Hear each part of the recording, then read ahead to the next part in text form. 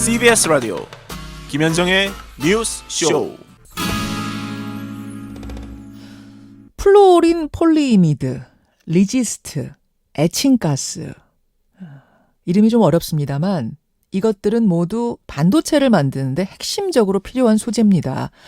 이걸 어디로부터 수입하느냐? 거의 대부분이 일본입니다. 왜냐하면 전 세계 생산량의 많게는 90%를 일본이 생산하고 있는 소재들이니까요. 그런데 일본이 이들 품목에 대해서 한국으로 수출할 때는 심사 절차를 강화하겠다라고 발표를 했습니다. 즉 미국, 영국을 비롯한 27개국으로 수출을 할 땐 간단한 절차만 밟도록, 즉 패스트 트랙으로 수출하도록 해주는 화이트 리스트 제도란 게 있는데요. 그 화이트 리스트에서 우리나라를 빼겠다는 겁니다. 공식적인 이유는 한국과의 신뢰가 깨졌기 때문이다 라고 말을 합니다. 이건 사실상의 경제 보복으로 읽히고 있는데요. 설마 했는데 이렇게까지 나오는 이유는 뭔지, 어떻게 우리가 대응해야 되는지 일본 현지에서 이 문제를 보고 있는 분 연결을 해보겠습니다. 일본 마쓰야마대 장정옥 교수 만나보죠. 장 교수님 나와 계십니까?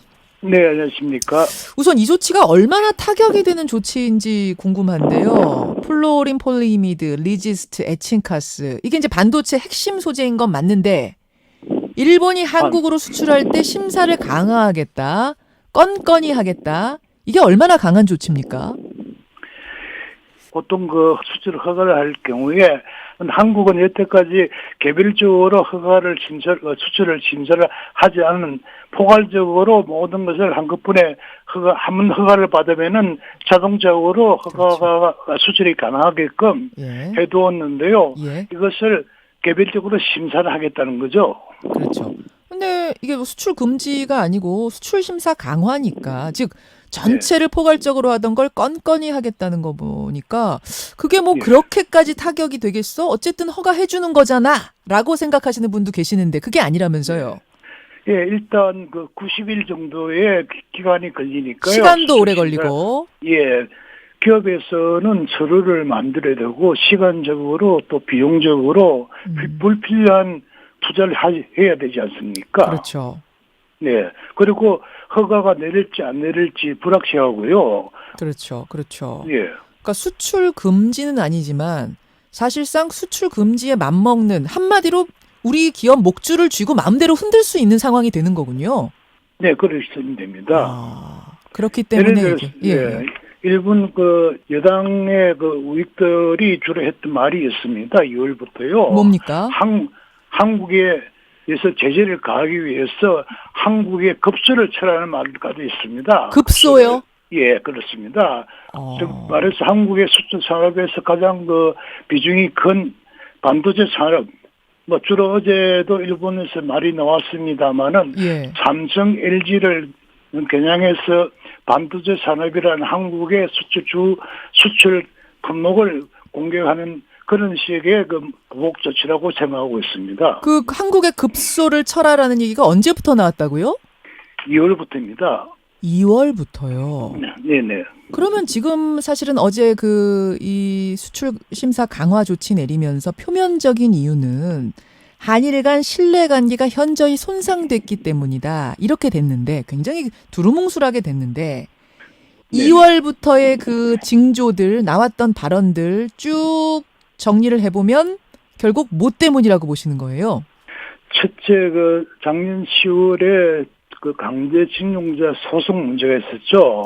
강제징용 배상 판결. 네. 그 판결부터 또 12월에 있었던 그 해군의 그 레이더 조사 사건이 있죠. 예. 그리고 그 국회의장의 일본 그 왕의 그 사죄 발언, 이런 것이 겹쳐오면서 6월부터 일본 자민당 내부의 일부라든지 그리고 야당의 우익들의 일부가 국회 당내에서 회의를 계속해 왔고요. 한국에 제재를 가해야 된다. 특히 간에 그 당시에 2월부터 나온 당시에 그 논의 중에서는 현재 한국하고 일본 사이에는 그 90일간 비자 없이 체결을 할 수가 있습니다. 방문을 할 수가 여행 있죠. 갈 때. 그거를 없앤다. 취소를 하겠다. 그리고 일본에서 한국으로 돈을 보내는 송금을 금지시키겠다. 예. 심지어 한국 배 입항 금지를 지키겠다. 무비자 예. 체류 이거 없애자란 얘기까지. 예, 그런 얘기까지 계속 나왔고요. 특히 그 3월 12일 날 일본의 그 재무대신이면서 일본의 2인자라는 그 아소라는 사람이 있습니다. 예, 예. 이 사람이 국회에서 대정부 질문이 있었을 때 그 제재 조치를 구체적으로 검토하고 있다는 답변까지 했습니다. 아소다로 말씀하시는 거예요? 예, 네, 그렇습니다. 아, 그런 답변까지. 아, 그럼 지금까지 2월부터 그렇게 의회에서는 강한 발언들이 나왔는데 여지껏 참다가 왜 지금이요? 네, 첫째는 그 지난달 말에 G20라는 국제 회의가 있지 않습니까? 그렇죠. 그 회의에서 일본을 중심으로 해서 미국이라든지 이런 나라들의 그 보호무역주의에 예. 반대를 하면서 그 자유무역을 지지한다. 그런 그 순의 그 성명이 있었는데요. 예. 거기에 반하는 내용을 사전에 발표할 수가 없는 일본의 그 입장이 하나 있었고요. 아하. 두 번째는 이번에 들고 나온 이유는 일본의 그 참의원 선거가 7월 이달 22일에 있습니다. 예, 예. 그런데 그 상황에서 현재 일본 그 아베 씨라든지 이런 사람들의 현재 입장이 선거에서는 이기겠습니다만은 지금 상당히 그 문제가 많이 나왔습니다. 아베 씨가 러시아 문제, 러시아에게 뭐 점령당했던 섬을 4개를 돌려받겠다 이런 식의 그 공약을 내세운 적이 있는데요. 예. 이거 자체도 지금 진행이 안 되고 있습니다. 지지부진한 상태입니다. 이런 그 일들이 계속 겹치면서 선거에서 상당하게 불리하게 세진 그 입장이기 때문에 예, 예. 그 돌파구를 찾기 위해서라도 좀 이 시기에 발표하지 않았나 그런 제가 추측을 하고 있습니다. 아, 선거 앞두고 이슈몰이, 이슈 덮기 이런 네네. 것의 희생양으로 우리를 삼은 거라고 지금 보시는 거예요. 2월부터 계속 미뤄온 거죠. 아, 이게 이 정도의 수출 보복도 큰 겁니다만 더 확대될 가능성이 있겠습니까? 네, 있습니다.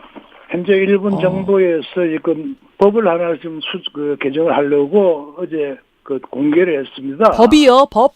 네, 그 화이트리스트에서 제외시키겠다는 법입니다. 국가 자체에서 그 제외하는 그 법령을 지금 개정하는 안을 냈습니다. 그게 뭐예요? 국가 자체에서 우리나라를 화이트리스트에서 뺀다? 예, 27개국에서 제외를 하면서 품목을 더 늘릴 수 있게끔 법적으로 법 내용을 조항을 개정하는 겁니다.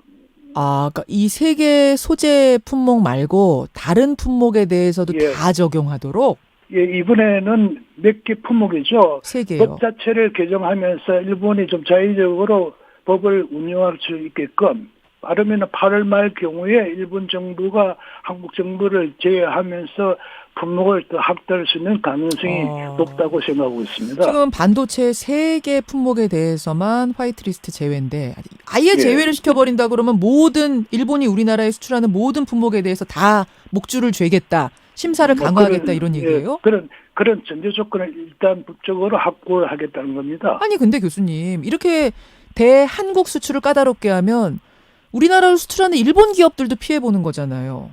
네, 그런 점에서 어제 일본의 그 국영방송인 NHK에서는 예. 그 장기적으로 한국 산업들이 일본에 대한 의존도를 줄이면서 다른 쪽으로 바꾸기 때문에 일본도 장기적으로 뭐 크게 도움이 되지 않는다는 그 해석도 있었습니다. 반발 여론도 있다는 얘기군요.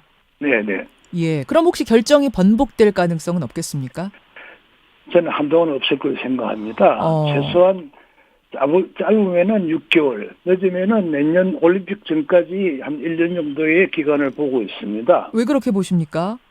내년에 4월에 한국의 그 국회의원 선거가 있죠. 있죠.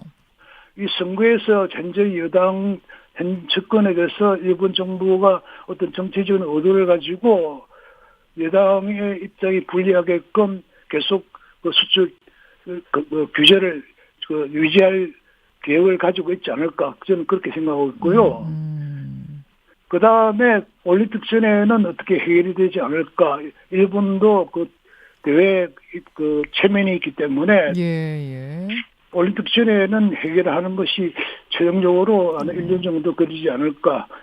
네, 일본은 상당히 준비를 해왔기 때문에 그 정도군요. 금방은 풀지 않을 것 생각하고 있습니다. 알겠습니다. 이게 지금 우리가 그럼 여기에 대해서 할 수 있는 게 뭔가 일단은 WTO에 제소를 해서 대응 조치를 취하겠다는 건데 저는 걱정스러운 게 원래 주던 특혜를 이제 원칙대로 처리하겠다. 그리고 대법원의 배상 판결 때문이라고 공식화 안 했기 때문에 WTO에서 어떻게 받아들일지 모르겠어요. 예, 저 WTO는 우리가 이거 일본의 수산물 수입 금지처럼 결과 자체를 알 수가 없죠. 없죠. 또 결과가 나오기 전까지 손해배상 피해를 입은 기업들도 보상을 받을 수가 없고요. 이것은 그 법적인 절차의 하나에 불과한 것이고요. 예, 예. 저는 개인적으로는 한국도 마찬가지로 일본에 아마 한국이 대응 조치를 할 것이라고 이미 자기들은 짐작하고 준비를 하고 있다고 생각하고 있고요. 저는 거기에 맞추어서 불필요한 그 제재 조치라든지 대응 조치에 대해서는 정부가 할 것이 아니고 시민단체가 나서는 게 좋습니다. 아, 왜요? 일본이 또 그거를 튀기를 들고 나설 건데 지금 한국 정부에 대해서 이건 악화될 수 있기 때문에 예. 시민단체가 중심이 되어서 예를 들어서 일본 차를 더 이상 사용하지 맙시다든지 불매운동 같은 거? 예, 불매운동 한다든지 시민단체 하면 일본 정부도 이야기를 할 수가 없습니다. 그러네요. 그런 식으로 대응하는 게 그러니까 WTO는 WTO로 가더라도 이건 오래 걸릴 거고 뭐 네네. 2트랙, 3트랙으로 가야 되겠네요. 네, 그렇죠. 그 자동차 산업이 정치적으로 파워를 가지고 있기 때문에 자동차. 예. 자동차 산업에 대해서 일단 그 시민단체에서 압력을 넣는 방식으로 해서 그는 분위기를 조정하는 것도 시민단체에서 필요하지 않을까 저는 개인적으로 그렇게 생각하고 있습니다. 알겠습니다. 지금 상황이 어떤지 도대체 어떤 배경에서 이런 조치가 나왔고 앞으로 어떻게 벌어질지 진단을 해봤습니다. 교수님 고맙습니다. 네, 감사합니다. 네. 일본 마쓰야마대 장정욱 교수였습니다. 김현정의 뉴스쇼는 청취자 여러분의 참여로 이루어집니다. 트위터, 페이스북, 레인보우 게시판, 그리고 단문 50원, 장문 100원의 유료 문자 샵 1212, 우물정 1212 통해 참여하실 수 있습니다. 김현정의 뉴스쇼, 여러분과 함께 만듭니다.